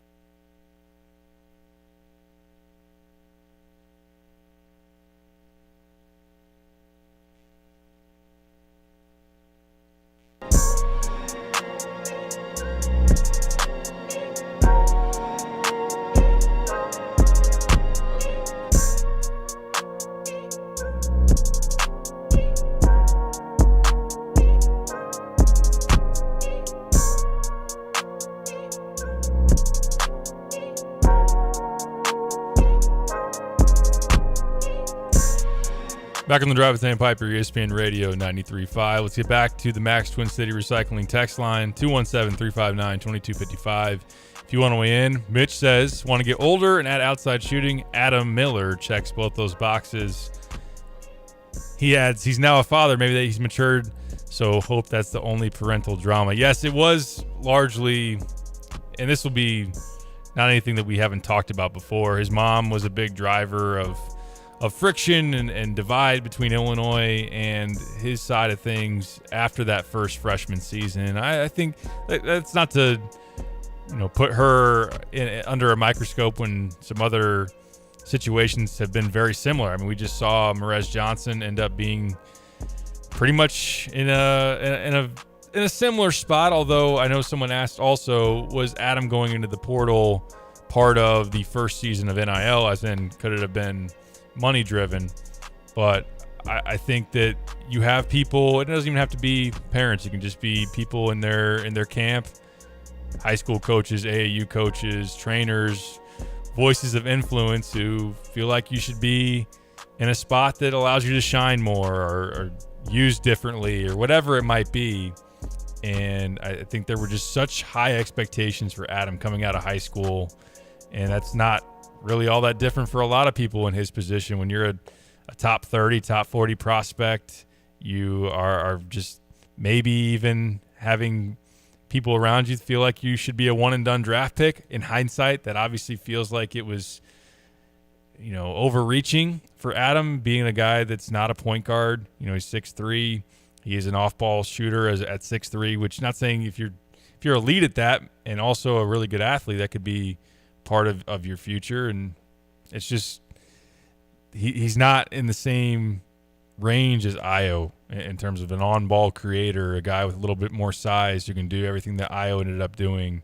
He's not Terrence Shannon as far as size, athleticism standpoint. He's a good player, and he's become one, especially who he was down the stretch. And really his first year, really nice piece. Well, as a freshman, role player, don't got to run a lot of stuff for him. He's going to be a kick-out shooter, especially on the corner and the wing, and he's going to defend. He's going to defend his butt off. So I think if he's willing to be able to come in and do some of those similar things, yes, now a lot older, a lot more experienced. That could be of value to Illinois. I do find it, as I'm thinking about it, I do think it's going to be interesting if this becomes a pursuit that takes a little bit of time. If it ends up, more suitors come into the fold, I wonder if there would be a team that can sell him a little bit more on being a primary role or being a star of a team. Although then again, I wonder if that might have been the equation at Arizona State, and he didn't win, and he wasn't in a position to compete in the postseason. So like a DePaul, ultimately, would they try to say there's more of a clear path to you taking a lot of shots here and getting a lot of action run for you, and you can be, you were here at Morgan Park in Chicago, and you can have the ball in your hands in your final season. And maybe at Illinois, they're going to go out and chase more pieces. They're in the mix for Dame Sarr. They might try to wait it out with Will Riley. They're chasing Ian Jackson. We'll see who else goes in the portal. You're not going to be their priority in terms of being a star level player. That could be something that could get interesting, I feel like, depending on what he is evaluating and what he's looking at and what matters to him. But again, I'll go back to, in what I've heard so far, I think that the gauge on Adam is that he is a guy that in his final season, he hasn't tasted the NCAA tournament since being at Illinois 4 years ago, that he wants to get back to that. He wants to play for a winner. He wants to play for a team that's going to do something. And if it means, he even had a tweet a couple of days ago, said this month's about being humble. Maybe that would be a humble move to say, maybe I'm not in position to be the A option on a top level contending team, at least guaranteed it. If I go in the portal, there are guys that immediately you offer a huge chunk of your NIL stash and you say, here's the keys, take us where you're going to take us. He's not that player right now. So I think that if that's an instance of understanding that he can be a role, that he can have an opportunity to do what he does well and it be part of impacting winning, then I think that could be a match that makes ultimately a good amount of sense. Heath commented on the Nike Hoop Summit, which I've been meaning to talk about as well. Said, watched the game Saturday night and thought Mirkovic and Sarr played really well. Obviously, DeBonsta and Boozer were good, but I thought the smoothest, most athletic player was the Yesufu kid. Can't believe he's California high school's all-time leading scorer and is going to Baylor. A lot of people are saying this now about Yesufu, the parallels between his game and Anthony Edwards. I understand it from just a physical, strong, explosive guy that can just rock the rim and do what he does as a scorer. And he's an electric talent. There was a lot of talented pieces on that court. That's why it was so fun to watch. When you blend talent with give a dang, with guys that want to compete, the guys that have something to prove, that's great. That's what we've all hoped for whenever you turn on a high-level basketball game, and what you would hope that – I don't know that we're ever going to get it again at the NBA All-Star Game. They're trying to gimmick their way into finding a formula that creates that again, and it's not the same thing. It makes sense why the players that played in the Hoop Summit did play with the urgency and lay it on the line and all the things that you want to show out because you're in front of NBA scouts, and guess what? You're not an NBA player yet.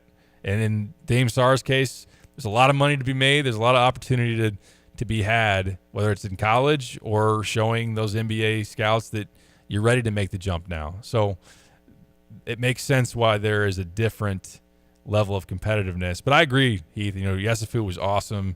DeBonsta is just – he's such a complete player, especially offensively.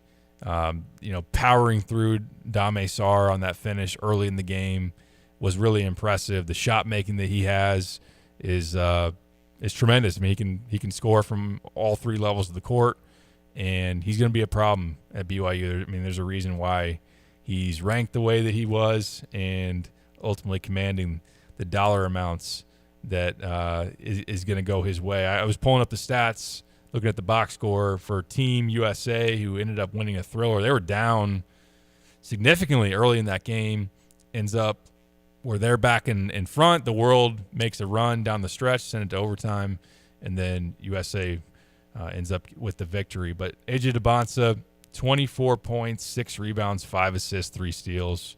That's crazy. Cam Boozer, the son of Carlos Boozer and his twin brother Caden on that team as well. Didn't do a whole lot in terms of Caden as far as stat production, but Cam Boozer ended up with 22 points, 16 rebounds, 6 assists, 3 steals. He's going to be a monster at Duke and has a good frame and can just do a lot as far as back to the basket, face up, extend out to 3, comfortable shooting that as well. And he's gonna be a problem. Darius Acuff, he went off as far as scoring goes as well. Trey McKinney, who at one time was an Illinois recruit, had ties to Tim Anderson as a Mean Streets guy, and originally from the state of Michigan, ends up committing to play for the University of Michigan and holding that over through Juwan Howard and a Dusty May. So that's going to be someone to watch out for in the Big Ten. 22 points off the bench, 7 of 9 from the field, 4 for 6 from 3 for Team USA. Going to the World side, you had Yesufu do what he did, 9 for 19 from the field, and really put the World team on his back down the stretch of that game. Dame Sarr ends up going 5 for 9 from the field, 1 for 2 from 3, 4 for 7 inside the arc, 17 points, 4 rebounds, 1 turnover, no assists, 4 fouls. But he was somebody that when you see, if you hadn't watched him, or even if you just seen highlights, but it's different when you watch the flow of a game where it's not just one clip from, catch point to the basket. It's just you see a little bit more as far as the movement goes and all. I mean, he is a great athlete. And I think Jeremy makes a good comparison. He brought it up on the podcast and mentioned it again on our show today, is that, there is some Andrew Wiggins-like stuff there as far as the explosive athleticism, the rangy, just very, very effective going downhill, can also shoot it. His shot has gotten better. He was somebody, as I mentioned before, through his career playing for the Italian junior national team, playing at different events, Barcelona junior team when he was teammates with Kasparis Giacochonis.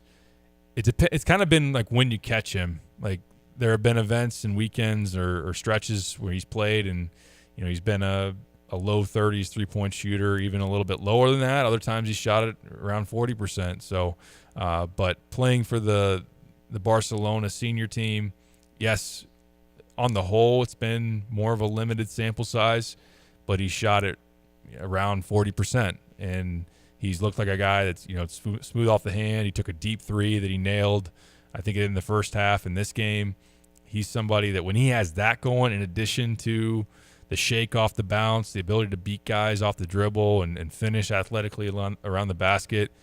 I know that he's slender, but he is really rangy and twitchy as far as athleticism goes. And defense, 6'8" with a 7-foot near wingspan and being able to have just the commitment to defending and positional versatility to match up with different guys.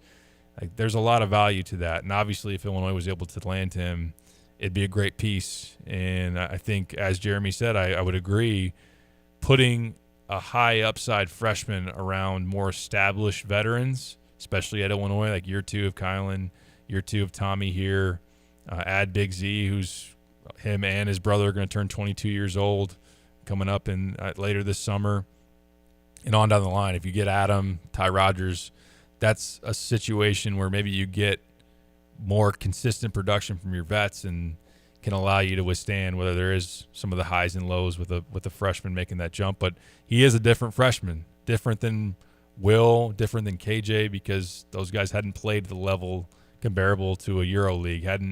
He's 19 already, so I think that's something to note in terms of a difference. I did want to bring up also a piece of the World team, which I should mention, of course, David Mirkovic. I think, as I've said already a little bit, but he is obviously, he's built. And I've wondered about the movement part of it. I think that I watched his game against Red Star, which is a EuroLeague team, back in December. I went back and watched it through Synergy, and that was a real put him on the radar type. Gavoni had a tweet and some highlights with him after that game, double performance. Mike Dahm, familiar name from the Illini TBT, of course, one of the top scorers ever in college basketball at South Dakota State. And then Filip Petrusev from Gonzaga, both on that team. College standouts playing for Red Star that Mirkovic is going up against. So that's notable. On the positive side, he plays his butt off.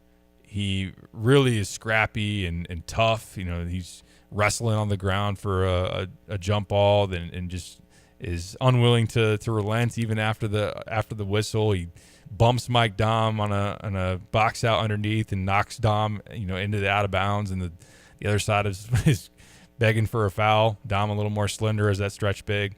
So he's got some toughness to him. He's got a good physical build. He's obviously, if you've seen the highlights, he's got a lot of offensive skill, versatility. The shot looks good from the outside, although he has been an inconsistent three-point shooter. But, there have been stretches where, if you just look across all competition this year, he's played U19 for a few games, but mostly all with the SC Derby senior team, and they go between the Adriatic League and the league in Montenegro. But if you just combine all that together, you're talking about a 36% three-point shooter, so he's very capable as far as that goes.